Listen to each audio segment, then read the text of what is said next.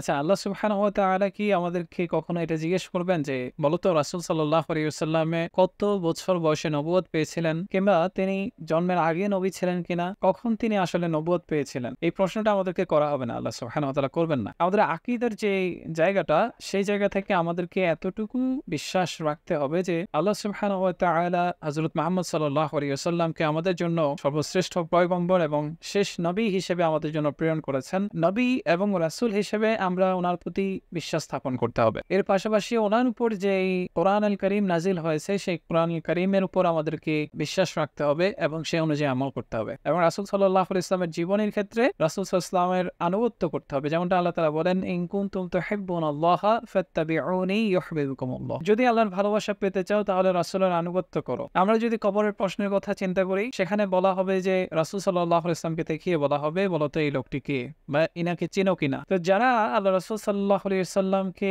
রাসূল হিসেবে দুনিয়াতে স্বীকৃতি দিয়েছে, রাসূল সাল্লাল্লাহু আলাইহি ওয়াসাল্লাম আনুগত্য করেছে, তারা রাসূল সাল্লাল্লাহু আলাইহি ওয়াসাল্লামকে কবরের মধ্যে চিনে ফেলবে। আল্লাহ তাআলা ওই সুযোগটা তৈরি করে দেবেন। আবার হাশরের ময়দানের আপনি ৫টি প্রশ্নের কথা চিন্তা করুন। ওই ৫টি প্রশ্ন কবরের ৩টি প্রশ্ন। এর কোনো জায়গায় এমন প্রশ্ন কখনো করা হবে না যে আল্লাহ রাসূল সাল্লাল্লাহু আলাইহি ওয়াসাল্লাম কত বছর বয়সে নবুয়ত পেয়েছেন, তিনি কি নবুয়ত আগে থেকেই পেয়েছিলেন নাকি জন্মের পরে পেয়েছেন নাকি ৪০ বছর বয়সে পেয়েছেন। এতটুকু নিয়ে আল্লাহ তাআলা কখনো প্রশ্ন করবেন না। তবে এই ইস্যুটাকে কেন্দ্র করে আমরা একে অপরকে যে গালিগালাজ করতেছি, হিংসা বিদ্বেষ ছড়াচ্ছি, এগুলোর জন্য কিন্তু আল্লাহ সুবহানাহু ওয়া তাআলার কাছে ঠিকই আমাদেরকে জবাবদিহি করতে হবে। যেই বিষয় নিয়ে আমাদের আল্লাহ তাআলার কাছে জবাবদিহি করতে হবে না, এমন একটা বিষয় নিয়ে আমরা একে অপরের প্রতি এমন ভাবে পিছনে লেগে আছি, যেই কথাগুলোর মাধ্যমে আমাদের যে আচরণের মাধ্যমে হিংসা ছড়াচ্ছে, বিদ্বেষ ছড়াচ্ছে, মুসলমানে ফাটল ছড়াচ্ছে, এর পাশাপাশি আমরা একে অপরকে গালিগালাজ করতেছি। এই কাজগুলো করার কারণে কিন্তু ঠিকই আল্লাহ সুবহানাহু ওয়া তাআলার কাছে জবাবদিহি করতে হবে। তাই আসুন,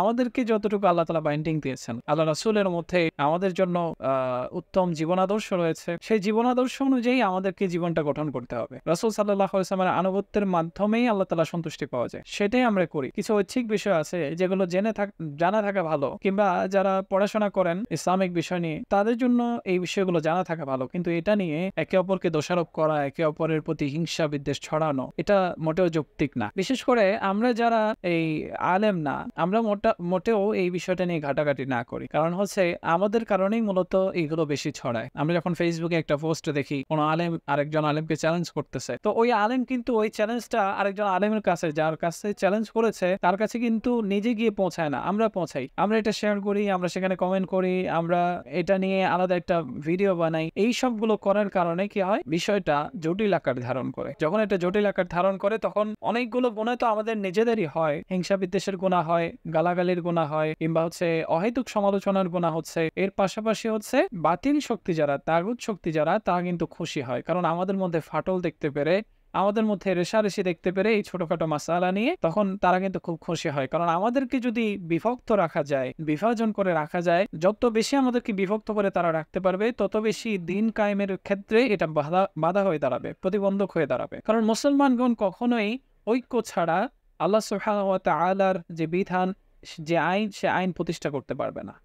আর বাতিলরা এটাই চায় যে তারা দলে দলে বিভক্ত থাকুক, তারা হচ্ছে একে অপরের প্রতি এসব ছোটখাটো আমল নিয়ে কিংবা ঐচ্ছিক কিছু কথা নিয়ে তারা লেগে থাকুক। এই ফাঁকে তারা কিন্তু তাদের কাজ ঠিকই বাস্তবায়ন করে যাচ্ছে, তারা কিন্তু তাদের পরিকল্পনা ঠিকই বাস্তবায়ন করে যাচ্ছে।